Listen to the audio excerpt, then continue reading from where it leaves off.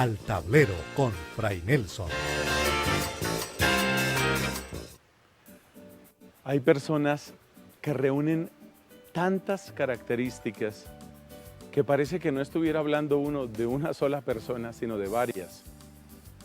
Intenta juntar deseo de martirio, enorme sabiduría, gran capacidad de docencia, talento para la polémica y uno que otro error grave en la vida. Ahí tienes el retrato de una de las figuras más interesantes de los comienzos del cristianismo. Su nombre, Orígenes. Su lugar de enseñanza, Palestina. Su destino, incierto hasta un lugar, pero sobre todo, tremendamente inspirador. Orígenes de Alejandría. Al Tablero con Fray Nelson. En la clase de hoy, Orígenes. Mis amigos, conviene hacer un comentario que es para darle la gloria a Dios. En nuestro programa anterior, en que hemos hablado sobre San Atanasio, estábamos completando el número de 100 emisiones, ya 100 programas de Al Tablero con Fray Nelson, gracias a la confianza de Cristovisión, gracias al apoyo y la cercanía de todos ustedes. Nosotros en esta temporada estamos asomándonos a los orígenes del cristianismo. Es tan hermoso ver que nuestra fe no es un evento simplemente singular, individual, aislado. El encuentro con Cristo tiene que ser personal. Tú y yo hemos de encontrarnos con Jesús, con la persona adorable de Jesucristo, y hemos de encontrar en Él nuestra alegría y nuestra salvación. Pero no es un encuentro en soledad. Este Cristo no es un invento de mi mente. Este Cristo es el mismo Cristo que trae vida y salvación a tu vida. Es el mismo Cristo que trae amor y gracia a la vida de todos los hermanos. Y por eso dentro de nuestra Iglesia Católica, cuando se habla de un encuentro personal, no se habla de un encuentro individual, individualista, aislado. Somos iglesia y nos encontramos siempre con Cristo como manantial que a todos alimenta, como luz que a todos ilumina, como fuente que tiene para cada uno de nosotros una respuesta. Es también un interrogante, por supuesto, porque el amor de Cristo nos interpela profundamente. Y por eso le damos énfasis en esta temporada sobre historia de la Iglesia, le damos énfasis a ese ser nuestro, a ese entender que somos familia, una familia que tiene una historia, que ha hecho un recorrido, una familia donde hay grandes personajes, muchos de ellos santos reconocidos por la Iglesia. Algunos, aunque tuvieron una enorme virtud, pues lamentablemente cometieron errores tan graves en su doctrina o incluso en su propia vida que resulta impensable una canonización. Pero aún así, en muchos aspectos siguen siendo un gran ejemplo para nosotros. Por ejemplo, yo recuerdo que mencionábamos en un programa pasado a Tertuliano, un gran hombre. Lamentablemente, hacia el final de su vida, fue tomando una tendencia que se llama el montanismo. Y luego incluso se hizo peor, más extremista que los montanistas, y por eso se llama ultramontanista. Es un pesar que Tertuliano haya llegado a esos extremos, pero eso no quita que él hizo unos grandes aportes, como ya veíamos en su momento, al tratar de elaborar una enseñanza sobre la Trinidad, Dios, Padre, Hijo y Espíritu Santo. El hombre al que nos vamos a referir en esta ocasión es otro de los grandes, pero grandes. Y este hombre se llama Orígenes. Ese es el nombre que tiene. Orígenes es un gigante del pensamiento, es un gran maestro. En algunos aspectos, nos dice el Papa Benedicto, es de los fundadores del quehacer teológico como tal.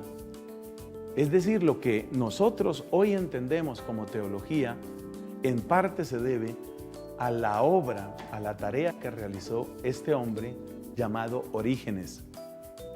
Orígenes nació a finales del siglo II, en el año 185, y vivió hasta mediados del siglo III, año 254.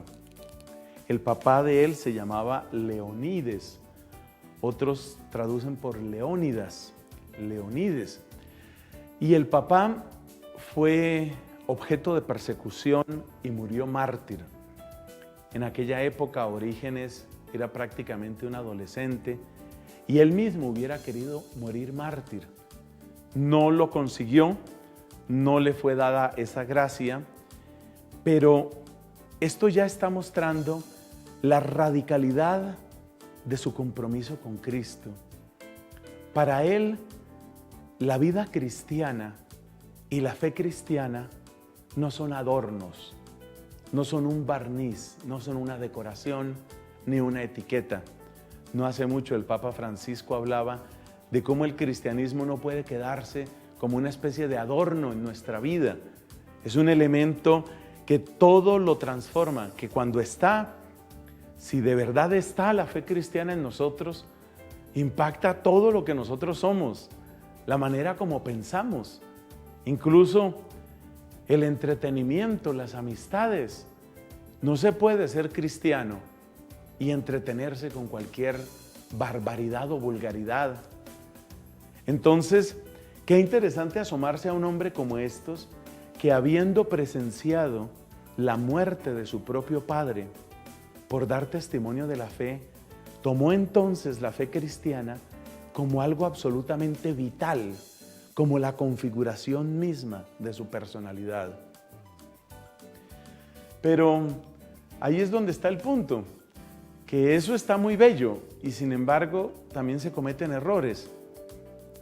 Las fuentes históricas concuerdan en que este hombre, buscando como una gran perfección o tal vez queriendo alejarse de toda sospecha por la labor de enseñanza que iba a realizar, pues parece que en su juventud, y esto parece demostrado, hizo una barbaridad. Él se mutiló a sí mismo, él se castró, porque se supone que de esa manera quedaba fuera de peligro, quedaba fuera de toda duda su perfecta castidad en el servicio a Dios. Esa radicalidad, sea que él lo haya hecho por sí mismo o a través de otra persona, es realmente una mancha, es algo que la Iglesia no aprueba, es algo que la Iglesia de ninguna manera sugiere, pero eso fue algo que él realizó. Y se presentó otro hecho. En aquella época, la ciudad de Alejandría empezaba a sobresalir, empezaba a destacar cada vez más como un centro de estudios. Y este papel preeminente de Alejandría desde el punto de vista cristiano se debe sobre todo a un hombre llamado Clemente, que lo llamamos por eso Clemente de Alejandría.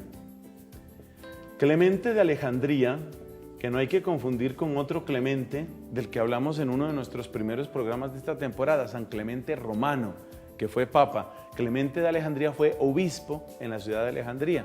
Clemente de Alejandría fue un gran obispo y fue también un gran escritor, un gran predicador, un gran teólogo. De modo que la escuela teológica de Alejandría en buena parte se debe a los ecos, a los frutos que dejó Clemente de Alejandría. Orígenes estaba vinculado, Orígenes no había nacido en Alejandría, él había nacido en la zona de lo que en aquella época era territorio de los fenicios, probablemente por la ciudad de Tiro o si no la ciudad de Cesarea. Eso está en disputa y seguramente no se aclarará totalmente nunca. Él nació en la costa que corresponde a lo que era Fenicia, que hoy corresponde como a Jordania, Siria. Por ahí estaba el lugar de nacimiento de Orígenes. Pero él fue estudiante aprovechado de una tendencia hacia la enseñanza y hacia el aprendizaje. Él fue a Alejandría, conoció esta magnífica obra, conoció esta escuela teológica que iba tomando fuerza por Clemente de Alejandría, y resulta que Orígenes entonces se ordenó sacerdote, fue ordenado sacerdote por un obispo llamado Alejandro de Jerusalén.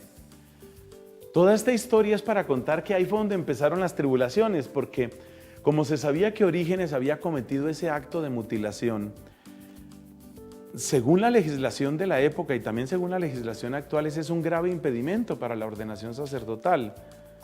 No se supone que el sacerdote sea un hombre mutilado, y por lo menos este es un grave impedimento.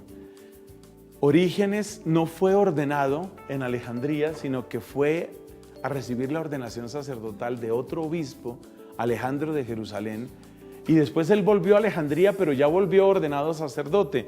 Y esto produjo una gran tensión, obviamente, con su obispo, con Clemente, que no quería recibirlo en esas condiciones, a pesar de que Orígenes destacaba por su talento, por una inteligencia superior, por un don muy grande para comprender las lenguas antiguas. Tenía también, otra de las cualidades que tenía Orígenes es que era un gran líder académico. Es decir, no es solo aquella persona que es buena para estudiar, sino podríamos decir aquella persona que es buena para coordinar estudio, para dividir tareas, para liderar proyectos académicos. Es un genio. Orígenes era un genio en muchos sentidos. Pero fíjate que también tiene este otro aspecto, él tiene estas limitaciones. Entonces, esas tensiones hicieron que finalmente Orígenes tuviera que salir de Alejandría, aunque la impronta que le dejó la escuela alejandrina, esa impronta la llevó siempre, con lo bueno y con lo malo, porque de nuevo, tampoco todo era bueno en ese lugar de estudio. Alejandría era pues muy famosa, o empezaba a ser muy famosa en el mundo cristiano, pero no debemos suponer que todo lo que se hacía en Alejandría era perfecto. En concreto, una tendencia que era muy fuerte en la escuela de Alejandría es lo que se llama el subordinacionismo. El subordinacionismo es el referirse a Cristo como inferior al Padre. Esa tendencia que en cierto modo puede interpretarse correctamente, por ejemplo, cuando se habla de la humillación de Cristo por su encarnación y por su crucifixión, esa tendencia más acentuada es la que va a llevar al arrianismo del que estuvimos hablando en otro programa. Pero en todo caso, aunque Orígenes no fuera arriano, ni mucho menos, él es un poco anterior, de hecho, a Arrio, aunque alcanzan a coincidir, Orígenes sí es subordinacionista en un cierto sentido. De modo que tenemos esta figura con grandes luces, con algunas sombras, un personaje controvertido que sin embargo le va a dejar grandes tesoros a nuestra Iglesia Católica. En un momento continuamos con Orígenes, un sabio, un grande, pero también un hombre que dejó interrogantes sobre su propio ser y sus propias opciones. Ya regresamos con Al Tablero con Fray Nelson. Seguimos con Al Tablero con Fray Nelson. Vamos avanzando en esta temporada sobre historia de la Iglesia y orígenes del cristianismo. Y qué interesante recibir la opinión de ustedes, las preguntas que tienen y también, ¿por qué no?, ya las sugerencias para nuestra siguiente temporada. ¿Qué crees tú que deberíamos abordar en este programa para nuestra siguiente temporada? Envíanos un mensaje, envíanos un correo electrónico a esta dirección, Al Tablero con Fray Nelson. Eso lo escribes todo seguido, sin espacios, sin guiones, Al Tablero con Fray Nelson @cristovision.org. Ahí nos puedes contar tus comentarios, tus preguntas, tus sugerencias, sobre todo eso, sugerencias para nuestra siguiente temporada. Y te voy a dejar otra dirección, amigos@fraynelson.com. Es el correo electrónico al que tú puedes escribir si deseas recibir evangelización católica todos los días en tu buzón. amigos@fraynelson.com. Y aquí, para las preguntas, sugerencias, críticas, también las voces de ánimo que hacen mucho bien, al tablero con Fray Nelson, @cristovision.org.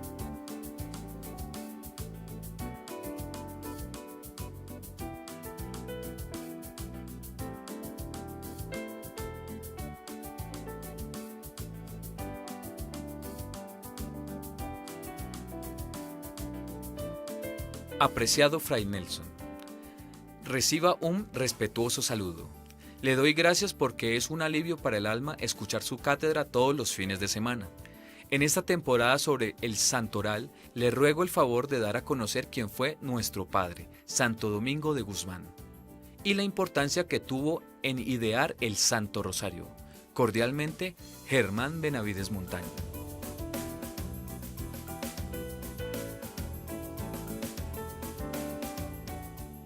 Lo primero que puedo decir es felicidades por su excelente trabajo. Soy parte de un grupo de celebradores de la palabra y cada vez me ayudan más sus explicaciones. Dios los siga bendiciendo. Luis Montero.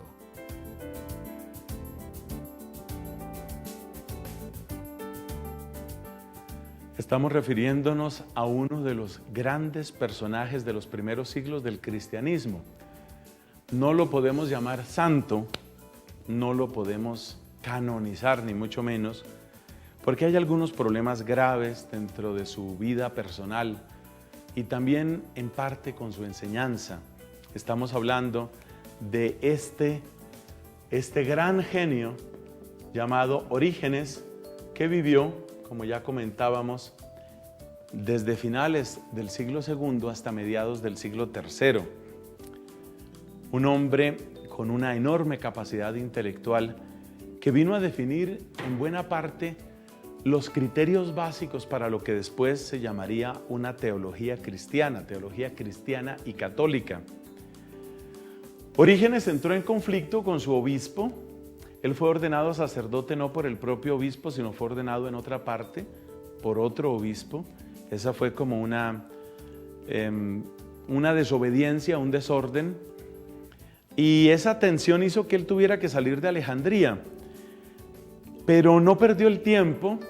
Él se estableció en Palestina, en territorio de Palestina, y se dedicó fundamentalmente a recoger enseñanza y, antes que eso, a recoger textos de la Escritura. Podemos decir que el primer gran personaje que se preocupa por establecer el texto bíblico, sabiendo que había tantos manuscritos, es Orígenes. Orígenes incluso fue el que dirigió y en buena parte realizó una obra impresionante, sobre todo si se piensa en esa época, comienzos del siglo III, que es conocido por las hexaplas. Las hexaplas, algunos lo escriben así, otros le ponen una H original aquí. Las hexaplas, alude, hex es 6 en griego, y las hexaplas es un libro que va a 6 columnas. Cada hoja, lo que nosotros llamaríamos una hoja de ese libro, tiene 6 columnas. Y cada una de esas columnas, ¿sí? Vamos a dibujarlo aquí, vamos a suponer que esta es una hoja. Entonces esto tiene 1, 2, 3, 4, 5, 6 columnas. Y cada una de estas columnas dentro de la obra de Orígenes tiene un idioma. Por decir algo, aquí está en griego, aquí está en latín, aquí está en copto, aquí está en ugarítico, aquí está en arameo. 6 idiomas. La Biblia así, en 6 idiomas. Es una obra monumental, una cosa absolutamente única que realizó este hombre, un proyecto académico de marca mayor que realmente vendrá a ser superado solo muchísimos siglos después, ya en la época en la que la preocupación por el texto crítico va a llevar a lo que se llaman las ediciones críticas. Estas son las hexaplas de Orígenes. Y detrás de esto lo que hay que ver es un hombre obsesionado, en el buen sentido de la palabra, obsesionado por encontrar cuál es la palabra, qué es lo que realmente nos ha dicho Dios. Ese interés por la palabra, por fijar el texto, por encontrar cuál es el texto verdadero, va a ser una de las características de la verdadera teología. Pero realmente lo que hizo Orígenes, según nos explica el Papa Benedicto en una catequesis muy buena que dio sobre este hombre, lo que hace Orígenes no se limita a eso. Digamos que el comienzo del quehacer teológico está en la palabra de Dios. Es decir, la teología no es un simple pensar sobre Dios, no es un simple especular sobre Dios, no es una competencia de simples talentos intelectuales. La teología es ante todo el desarrollo orgánico del pensamiento que brota desde la misma palabra. Este entronque, esta claridad de la teología como unión con la palabra, como fruto de la palabra de Dios, creo que nadie lo vio con tanta claridad como Orígenes, y lo vio así desde el siglo III. O sea que en ese sentido, Orígenes es uno de los padres de la teología cristiana en el sentido casi literal de la palabra. Es decir, él engendró para el cristianismo un concepto, un modo de hacer teología que hasta cierto punto es perfectamente válido y vigente también en nuestra época, tantos siglos después. Después de tener el texto, que esta será como la primera fase, vamos a ponerle aquí un número 1, esta es una primera fase. Entonces viene un segundo paso que también da Orígenes, y es ayudar a que los textos se iluminen mutuamente. Hagamos aquí un paréntesis para comentar lo siguiente. Nuestra Iglesia Católica tiene un camino de oración que podemos llamar un camino oficial de oración. Y ese camino de oración se llama la liturgia de las horas. Es entregar, un modo de entregar nuestro tiempo a Dios, un modo de celebrar su misericordia, sabiduría, poder y providencia a lo largo del día. En la liturgia de las horas hay distintos momentos de plegaria y uno de ellos muy especial, que es como una especie de continua formación, se llama el oficio de lecturas. Si tú miras en el oficio de lecturas, encontrarás de que a pesar de que Orígenes no es, ni creo que vaya a ser nunca canonizado, de él se conservan muchos textos en el oficio de lecturas. Es decir, en la oración oficial de la Iglesia se conservan textos de Orígenes, así como también hay por ahí alguno de Tertuliano, a pesar de que Tertuliano no hay ni la más remota posibilidad de que sea canonizado, por lo que ya dijimos de su ultramontanismo. Entonces, Orígenes no solo establece el texto, sino que empieza a mirar la relación, por ejemplo, entre el Antiguo Testamento y el Nuevo Testamento. Tiene unos comentarios, por ejemplo, sobre el libro de Josué o sobre la ley de Moisés que son francamente brillantes. Lo que él hace es destacar cómo aquello que muestra el Antiguo Testamento ilumina lo que va a verse después en el Nuevo Testamento. Por ejemplo, todo aquello que se cuenta sobre la liturgia en el templo y los elementos del templo y los sacrificios según la ley de Moisés, todo eso se demuestra como una figura, se demuestra como una anticipación que nos ayuda luego a profundizar en el misterio del sacrificio de Cristo, tal como aparece en el Nuevo Testamento. De esa manera, Orígenes nos está ayudando a ver la unidad de la Escritura y nos está dando un principio de interpretación que va a ser válido para todas las épocas. Y ese principio es que el texto, no importa cómo se fije el texto, ese texto hay que verlo dentro del contexto. Entonces, si ves las fases que va encontrando Orígenes, primero, fijemos el texto, es una labor que se llama exégesis. Miremos el texto y asegurémonos de comprender el sentido de lo que dice el texto.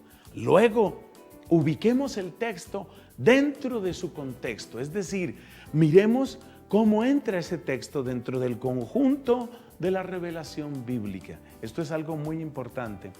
En tercer lugar, entonces ya vendrán otros elementos, como por ejemplo, ¿Qué podemos decir de ese texto en cuanto a nuestra vida? ¿Cómo aplicar ese texto a nuestra vida? Esa aplicación, que muchas veces es bastante didáctica en el caso de estos grandes autores, esa aplicación del texto a nuestra vida, pues necesariamente va a impactar nuestras costumbres, va a impactar lo que nosotros somos.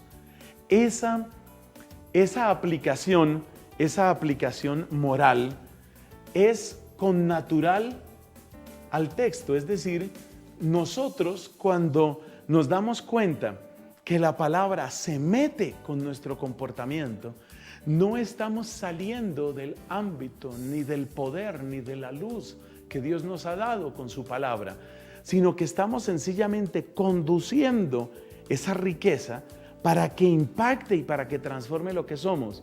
Y todavía va más allá, Orígenes.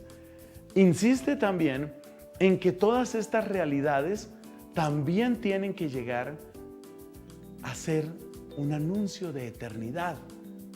Podemos decir que esa es una función que mira, una función de la teología que mira a las realidades definitivas, a las realidades últimas.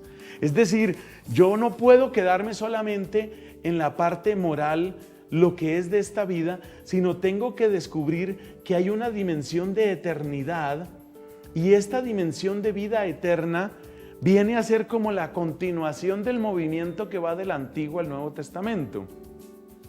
Dicho de otra forma, así como los textos del Antiguo Testamento me ayudan a descubrir el sentido y la profundidad de lo que se dice en el Nuevo Testamento, así también esta palabra, ya considerada integralmente, me remite a una realidad aún más profunda, aún más permanente, a una realidad en verdad eterna, que es el destino final de cada uno de nosotros, es el destino de nuestra fe cristiana. La fe cristiana entonces no es simplemente una manera de mejorar el mundo, sino que es un camino que supera las puertas de la muerte y que quiere instalarnos finalmente en la casa de Papá Dios. Este es un asomo a la grandiosa visión que tiene Orígenes sobre la teología. Y esto es lo que él enseñó con enorme elocuencia. Esto es lo que dejó en muchas de sus obras. Lamentablemente, pues hay algunos errores, ya dijimos, está el tema de un cierto subordinacionismo que lo hace muy próximo a la tendencia arriana, es decir, a negar la verdadera divinidad de Cristo. Ese subordinacionismo está presente en Orígenes, no se puede negar. Y hay otro tema muy complicado, y es que se vuelve demasiado optimista Orígenes. Él tiene la idea de la apocatástasis, y la apocatástasis es algo así como la final reconciliación de todos, de manera que finalmente pues no va a haber infierno, no va a haber condenación para nadie, es decir, todos seremos felices, todos iremos al cielo. Es dudoso de que esa haya sido exactamente enseñanza de Orígenes. Algunos dicen que fue más bien el origenismo, es decir, discípulos de Orígenes, los que resultaron predicando esa especie de reconciliación universal. Pero lo cierto es que esas tendencias doctrinales que no pueden ser compatibles con la Iglesia Católica llevaron finalmente a que la figura de Orígenes quedara bastante marginada y por supuesto a impedir cualquier intento de canonización.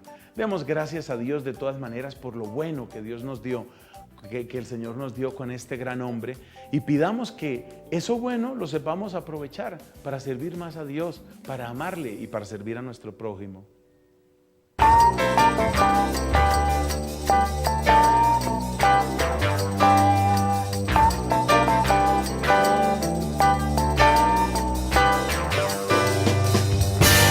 Al tablero con Fray Nelson.